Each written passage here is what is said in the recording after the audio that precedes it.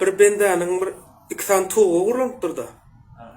Ay soňun garap görüp durup bilen daş törüne aýlanyp görse aýagydam ýok dedi toğ keten daşynda.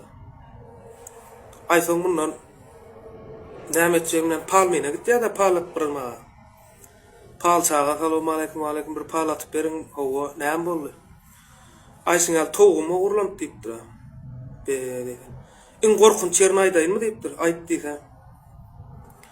Daş töreginde hiç ýyl aýagy ýok diýipdir. Hiç ýerinde aýagy ýok. Gorkunç ýer diýse. Be diýip. Aýtyn şunlar TikTok görýärmi diýipdir. O görýän diýse. Şu daş töreginde sunga tişgärler ýaşaýan diýipdir da. Sunga tişgärler ýaşaýan diýipdir. O ýaşaýan, o näme turçam diýdi. Şu orta täze fırın üstüne açtılar diýipdir.